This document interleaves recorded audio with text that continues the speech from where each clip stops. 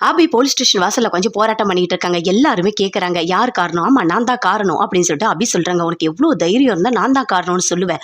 அப்ப அந்த போதைப் பொருளுக்குலாம் நீ தான் காரணமா? இந்த பொண்ணை சும்மா விடக்கூடாது அப்படின்னு சொல்லிட்டு அங்க இருக்க எல்லாருமே சேர்ந்து கல் எடுத்து அடிக்கிறாங்க. நிறுத்துங்க நிறுத்துங்க அப்படின்னு சொல்லிட்டு பாட்டி எல்லாருமே சேர்ந்து அப்படியே கத்துறாங்க. அதுக்குள்ள போலீஸ் ஸ்டேஷன் உள்ள இருந்து போன் வருது. அட்டன் பண்ணி பேசுறாரு. என்னப்பா பண்ணிட்டு இருக்கீங்க? வெளியே பாருங்க போராட்டம் நடந்துட்டு இருக்கு. ஃபர்ஸ்ட் அதை போய் கிளியர் பண்ண போ அப்படின்னு சொல்லிட்டு போன் பண்றாங்க. அட்டன் பண்ணி பேசுறாரு. அங்க இருந்து வர ராகவ் கிட்ட சொல்றாரு, அவங்க பாருங்க போராட்டம் எல்லாம் பண்ணிட்டு இருக்காங்க. என்னதான் பண்ணிட்டு இருக்காங்க? அவங்களை அரெஸ்ட் பண்ண சொல்றாங்க அப்படின்னு சொல்லிட்டு போலீஸ் சொல்றாங்க. ஒரு வாட்டி அபி என்கிட்ட வந்து பேச சொல்லுங்க அப்படின்னு சொல்லிட்டு ராகவ் சொல்றாரு. வெளியே போறாரு. போலீஸ் போய் சொல்றாரு, என்னம்மா என்ன பண்ணிட்டு இருக்கீங்க? எழுந்து வா, உங்ககிட்ட உங்க வீட்டுக்கார பேசணுமா, வா எழுந்து அப்படின்னு சொல்லிட்டு கூப்பிடுறாரு. இல்ல நான் வரமாட்டேன், கண்டிப்பா நான் போராட்டம் பண்ணுவேன், அவர் வெளியே விடுங்க, அவர் எந்த தப்பும் பண்ணல அப்படின்னு அபி சொல்றாங்க. நீ வரியா இல்லையா அப்படின்னு சொல்லிட்டு போலீஸ் கூப்பிட்டு உள்ள போறாங்க. உள்ள போயிட்டு ராகவ் பேசுறாரு. என்ன அபி நீ பண்ணிட்டு இருக்க? வெளியே இருந்து எதுக்காக நீ போராட்டம் பண்ணிட்டு இருக்க? உன்னை அரெஸ்ட் பண்ணுவேன்னு சொல்றாங்க. இப்ப நீயும் நானும் சேர்ந்து உள்ள இருந்தா அது நல்லாவா இருக்கும்? அது எவ்வளவு கஷ்டமா இருக்கும் பாட்டிக்கு. எதுக்காக நீ இப்படி பண்ணிட்டு இருக்க? இங்க பாரு, நல்லா தெரிஞ்சுக்கோ, நம்ம கிட்ட கிளியர் எவிடன்ஸ் இல்லை, அதனால எதுவுமே பண்ண முடியாது. நீ பாட்டியை கூட்டிட்டு எல்லாரும் சேர்ந்து வீட்டுக்கு போங்க அப்படின்னு சொல்லிட்டு ராகவ் சொல்றாரு. எல்லாரும் அக்கிபா எனக்கு ரொம்ப கஷ்டமா இருக்கு, உங்களை என்னால வெளியே எடுக்க முடியல, என்ன பண்றது எனக்கு தெரியல அப்படின்னு சொல்றாங்க. இங்க பாரு, நீங்க எதுவுமே பண்ண வேண்டாம், அமைதியா போயிடு அப்படின்னு சொல்றாரு. அங்க இருந்து அப்படியே போறாங்க. ஒரு நிமிஷம் இங்கே இருமா, வெளியே போனா பிரச்சனை ஆயிடும், நீ இங்கே இரு, கொஞ்ச நேரம் கழிச்சு வெளியே போ அப்படின்னு சொல்லிட்டு போலீஸ் சொல்றாங்க. அங்கேயோ கஞ்சிட்டு இருக்காங்க. ரொம்ப ஃபீல் பண்றாங்க. அப்படியே ராகவை பார்த்து பயங்கரமா ஃபீல் பண்ணிட்டு இருக்காங்க. வெளியே போனோடனே போலீஸ் சொல்றாங்க, இங்க பாருங்க, அவங்க ஏதோ ஒரு எமோஷனல்ல பேசிட்டாங்க, அவங்க தெரியாம பேட்டி கொடுத்துட்டாங்க, அவங்க வீட்டுக்கார வெளியே எடுக்கணும்ன்ற ஆதங்கத்துல தான் பேசியிருக்காங்க, மற்றபடி இதெல்லாம் பெருசா எடுத்துக்காதீங்க, எல்லாரும் இங்கேருந்து கலைஞ்சு போங்க அப்படின்னு சொல்லிட்டு போலீஸ் சொல்றாங்க. எல்லாருமே அங்கிருந்து போறாங்க. அப்ப பாட்டி கிட்ட சொல்றாங்க, இங்க பாருங்க, நீங்க யாரும் இங்க இருக்க வேண்டாம், நீங்களும் போங்க அப்படின்னு சொல்றாங்க. போலீஸ் சொல்லிட்டு உள்ள போறாங்க. அப்ப பாட்டி சொல்றாங்க, இங்க பாரு பார்வதி, நீ உங்க வீட்டுக்கார கூட்டிட்டு வீட்டுக்கு போ, ஏன்னா அவருக்கு வந்து உடம்பு சரியில்லை, சரியா, நீ கூட்டிட்டு போ, பாத்துக்கலாம் அப்படின்னு சொல்றாங்க. ஆமாங்க, நீங்க வீட்டுக்கு வாங்க, கண்டிப்பா நல்லதே நடக்கும், எல்லாமே நல்லதாவே நடக்கும் அப்படின்னு சொல்லிட்டு அங்க வந்து கூட்டிட்டு போறாங்க. எல்லாரும் சேர்ந்து வீட்டுக்கு வாங்க போகலாம் அப்படின்னு சொல்லிட்டு எல்லாருமே வீட்டுக்கு போறாங்க. அப்போ முரளி யோசிக்கிறாரு, என்ன அபி செல்லம், எதுக்காக நீ இப்படி போராட்டம் பண்ற? எதுக்கு கல்லடிலாம் வாங்குற? ஏன் செல்லம், நீ என்னோட செல்லம், எதுக்காக நீ அந்த ராகவுக்காக இவ்வளோ கஷ்டப்பட்டுட்டு இருக்க? என்னால் தாங்கவே முடியல அப்படின்னு சொல்லிட்டு முரளி மனசுக்குள்ளேயே நினச்சிக்கிட்டு அங்கேருந்து போறாரு. எல்லாருமே வீட்டில் பேசிட்டு இருக்காங்க. அப்போ சுந்தரி சொல்றாங்க, என்னோட ராகவை இப்படி பண்ணிட்டாங்களே, ஐயோ அவனுக்கு நாளைக்கு தண்டனை கொடுத்துட்டா என்ன பண்ணுவேன் எனக்கு தெரியலையே, நான் கஷ்டப்பட்டு அவனை வளர்த்தேன், இங்கே பாருங்க நல்லா தெரிஞ்சுக்கங்க, அவனுக்கு பதில் நான் உள்ளே போக முடியுமா, ஏதாவது வழி இருக்கான்னு சொல்லிட்டு நீங்கள் லாயர்கிட்ட கேளுங்க, நான் ஜெயிலுக்கு போகிறேன், ராகவ் நல்லா இருக்கட்டும், அவன் நல்லா வாழ்ந்த புள்ள அப்படின்னு சொல்கிறாங்க. அதை அப்படியே முரளி பார்க்குறாரு. பாப்பா உலகமகா நடிப்பு, உங்களை மாதிரி யாராலுமே நடிக்க முடியாது அப்படின்னு சொல்லிட்டு அப்படியே பார்த்துட்ருக்காங்க. பார்த்துட்டு அப்படியே பார்க்குறாங்க, முரளியை பார்க்குறாங்க. சுந்தரி பார்த்துட்டு உள்ளே போகிறாங்க. எல்லாரும் உள்ளே போங்க, எதுவாக இருந்தாலும் அப்புறம் பார்த்துக்கலாம், போங்க போய் ரெஸ்ட் எடுங்க, இப்போ என்ன பண்ணுறதுன்னு சொல்லிட்டு அப்படியே யோசிச்சுட்டே இருக்காங்க பாட்டி. 30 வருஷமாக நம்ம இதை வந்து ரன் பண்ணிகிட்ருக்கோம், அப்போ இது இன்னைக்கு வரைக்கும் எந்த ஒரு பிளாக் மார்க்கும் இல்லை, இதை ஒரு இதுவாக பேச முடியாதா அப்படின்னு சொல்கிறாங்க. இல்லை கண்டிப்பாக எதுவுமே பண்ண முடியாது, ஏன்னா இது ட்ரக்கு, அதனால தான் எந்த ஒரு எக்ஸ்கியூஸுமே கிடையாது அப்படின்னு சொல்லிட்டு அவங்க சித்தப்பா சொல்கிறாரு. அப்படியே பயங்கரமாக ஃபீல் பண்ணிகிட்ருக்காங்க எல்லாருமே சேர்ந்து. அப்போ முரளி சுற்றி பார்க்குறாரு. எல்லாரும் போயிட்டாங்கன்னு சொல்லிட்டு கால் மேலே கால் போட்டுன்னு யோசிக்கிறாரு. என்ன ராகவ், உனக்கு ஒரு ஆயில் தண்டனை கிடையாது, 2 ஆயில் தண்டனை கிடைக்கும், நீ காலம் ஃபுல்லாக வெளியே வரவே முடியாது, என் அபிச்செல்லம் எனக்கு தான், என் செல்லம் எனக்கு தான் அப்படின்னு சொல்லிட்டு அப்படி யோசிச்சுட்டே இருக்காரு. 3 பேருமே சேர்ந்து பேசிகிட்டு இருக்காங்க. அபி, ஆகாஷ், அனு 3 பேருமே பேசும்போது எப்படியாவது அந்த மித்திரத்தை போய் நம்ம கண்டுபிடிக்கலாம், ஏதாவது ஒன்று பண்ணணும், அவங்ககிட்ட நம்ம கேட்கலாம், எப்படியாவது வந்துட்டு ஒத்துக்க சொல்லலாம் அப்படின்னு சொல்லிட்டு அபி சொல்கிறாங்க.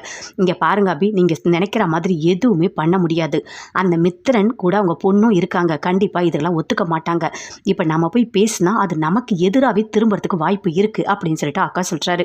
அதை கேட்டோன்னே அபி சொல்கிறாங்க, இப்போ என்ன தான் பண்ணுறது, கண்டிப்பாக நாளைக்கு அந்த மித்திரனை ஏதாவது நம்ம பண்ணலாம், இல்லை இப்போ போய் நம்ம பேசலாமா அப்படின்னு சொல்லிட்டு கேட்குறாங்க. இங்கே பாருங்கள், இப்போ நைட்லலாம் நம்ம போக முடியாது, நம்ம காலையில் பார்த்துக்கலாம் அப்படின்னு சொல்கிறாரு. ஐயோ கடவுளே, காலைல சீக்கிரமாக ஆகணும் அப்படின்னு சொல்லிட்டு அணுகிட்ட அப்படின்னு சொல்லி அழறாங்க, எப்படியாவது ராகவை காப்பாற்றணும் அப்படின்னு சொல்லிட்டு. அடுத்த நாள் காலையில் போகிறாங்க. போயிட்டு எப்படியாவது அவனை கண்டுபிடிக்கணும்னு சொல்லிட்டு 3 பேருமே சேர்ந்து போகிறாங்க. அபியா, அனு, ஆகாஷ் 3 பேருமே. அவன் இப்போ தான் கிளம்பி இருக்கானா, போனால் நம்ம பிடிச்சிடலாம் அப்படின்னு சொல்லிட்டு ஆகாஷ் வண்டி எடுத்துகிட்டு போகிறாரு. அப்படியே பார்த்துக்கிட்டே போகிறாங்க. பார்த்தாதும் அந்த வண்டி தான் அப்படின்னு சொல்லிட்டு அபி சொல்கிறாங்க. முன்னாடி தான் போகிறான், சரி நம்ம பிடிச்சிடலாம் அப்படின்னு சொல்லிட்டு போயிட்டே இருக்காங்க. அப்போ அபி சொல்கிறாங்க, எப்படியாவது அவன் ஒத்துக்கணும், அந்த விவேக் தான் காரணம்னு சொன்னால் போதும் அப்படின்னு சொல்கிறாங்க. அது எப்படி அவன் சொல்லுவான், அவன் போலீஸ் ஸ்டேஷன் உள்ளே போக வேண்டாமா, அவன் எப்படி உள்ளே போவான், கண்டிப்பாக சொல்லுவானான்னு தெரியல அப்படின்னு சொல்லிட்டு ஆகாஷ் சொல்கிறாரு. அதை கேட்டோன்னே அவங்க பொண்ணுக்கும் மனசு இருக்கும்ல, நம்ம ஏதாவது பேசி பார்க்கலாம், கண்டிப்பாக ஏதாவது ஒரு முயற்சி பண்ணலாம் அப்படின்னு சொல்லிட்டு அபி சொல்கிறாங்க. சரி ஃபாலோ பண்ணிட்டு போயிட்டே இருக்காங்க. பார்த்தா ஒரு இடத்துல வண்டி பின்னாடி நிற்கிது, நம்ம கொஞ்சம் முன்னாடி நிற்கலாம் அப்படின்னு சொல்லிட்டு ஆகாஷ் நிற்கிறாரு. அங்கேருந்து ஒரு குடோனுக்கு போகிறாங்க. உள்ளே போயிருக்காங்க. அவங்க எப்படி இருந்தாலும் வெளியே வரணும், அதுக்கப்புறம் நம்ம ஃபாலோ பண்ணின்னு போகலாம், இல்லை அவனை போய் பிடிச்சிடலாம் அப்படின்னு சொல்லிட்டு ஆகாஷ் சொல்கிறாரு. அந்த குடோனுக்குள்ளே போன உடனே அந்த பொண்ணு அவங்க அப்பா 2 பேருமே சேர்ந்து போகிறாங்க. அப்போ மித்திரன் அவங்க பொண்ணு 2 பேருமே சேர்ந்து அங்கே இருக்க ரவுடிங்க எல்லாருமே சேர்ந்து பிடிச்சி கட்டி போடுறாங்க. என்னையடா கட்டி போடுறீங்க அப்படின்னு சொல்லிட்டு மித்திரன் எல்லாருமே சேர்ந்து அப்படி கத்திக்கிட்டே இருக்காங்க. அப்போ அனு ஆகாஷ் எல்லாருமே வெயிட் பண்ணிகிட்டே இருக்காங்க. என்ன இவ்வளோ நேரம் ஆகி வெளியே வரவே இல்லையே, சரி நம்மளே உள்ளே போய் பார்க்கலாம் என்னதான் நடக்குது அப்படின்னு சொல்லிட்டு ஆகாஷ் அனு அபி 3 பேருமே அப்படி ஒளிஞ்சு பார்க்குறாங்க. பார்த்தா எல்லாரையும் கட்டி போட்டு வச்சிருக்காங்க. ஐயோ இவங்களே எதுக்காக இங்கே கட்டி போட்டு வச்சிருக்காங்க, யார் போய் இதுக்கெல்லாம் காரணம் அப்படின்னு பார்க்குறாங்க. பார்த்துட்டு கட்டை 2 எடுத்துக்கிறாங்க. எடுத்துக்கிட்டு 3 பேருமே சேர்ந்து அப்படி பொறுமையாக உள்ளே போகிறாங்க. இங்கே பாருங்க நான் ஃபஸ்ட்டு போகிறேன் அப்படின்னு சொல்லிட்டு ஆகாஷ் உள்ளே போகிறாரு. போகணுன்னே அங்கே இருக்க ரவுடிங்க எல்லாம் அடிக்கிறாரு. அதுக்குள்ளே அபியும் போகிறாங்க. அனு எல்லாருமே போய் கட்டையை எடுத்து அடிக்கிறாங்க. அடிச்சுட்டு அங்கே இருக்க ரவுடிங்க எல்லாருமே அடிக்கிறாங்க. அந்த மித்திரனை எப்படியாவது கூட்டிகிட்டு போயிடலாம், அவன் உண்மையை ஒத்துப்பான் அப்படின்னு சொல்லிட்டு கேட்குறாங்க. கேட்கறதுக்குள்ளேயே அதுக்குள்ளேயே ஷூட் பண்ணிடுறாங்க. அப்படியே மித்திரன் கீழே விழுறாரு. ஐயோ அப்படின்னு சொல்லிட்டு அது 3 பேருமே அப்படியே திரும்பி பார்க்குறாங்க யாராக இருக்கும் அப்படின்னு சொல்லிட்டு. ஆனால் கை மட்டும் தான் தெரியுது. அப்படியே பார்த்து பயங்கரமாக ஷாக் ஆகுறாங்க. இப்போ நமக்கு இருந்த ஒரே சாட்சி இவன் தான், இவனையும் ஷூட் பண்ணிட்டாங்களே, இப்போ என்ன படத்தே தெரியலையே அப்படின்னு சொல்லிட்டு அபி பயங்கரமாக ஃபீல் பண்ணுறாங்க. இப்போ என்ன படத்தே தெரியலையே, ராகவ் எப்படி காப்பாற்ற போறேன்னு தெரியல, இந்நேரம் கோர்ட்டுக்கு கூட்டிகிட்டு போயிருப்பாங்க, கண்டிப்பாக இந்த தண்டனை கொடுத்துருப்பாங்க அப்படின்னு சொல்லிட்டு அபி பயங்கரமாக ஃபீல் பண்ணிகிட்டு இருக்காங்க. ராகவ கோர்ட்டுக்கு கூட்டிகிட்டு போகிறாங்க. கூட்டிகிட்டு போனோன்னே கேட்குறாங்க, இங்கே பாருங்கள் நீங்கள் வந்து ட்ரக்ஸு கடத்தது எல்லாமே உண்மைதானா அப்படின்னு சொல்லிட்டு கேட்குறாங்க. இந்த ட்ரக்ஸுக்கும் என்னோட குடும்பத்தை சார்ந்த யாருக்குமே எந்த சம்மந்தமே இல்லை அப்படின்னு ராகவ் சொல்கிறாரு. சரி, உங்கள் பக்கம் இருந்து எந்த ஒரு உண்மையும் கண்டுபிடிக்கல, அதனால் நீங்கள் தான் குற்றத்தை பண்ணன்னு ஒத்துக்கிறீங்களா அப்படின்னு சொல்லிட்டு அங்கே கேட்குறாங்க. ஜட்ஜு கேட்டோன்னே அப்படியே ராகவ் பார்க்குறாரு. எதுவுமே பேசவே இல்லை. ஆனால் சுந்தரி எல்லாருமே சேர்ந்து அப்படியே ஃபீல் பண்ணுறாங்க.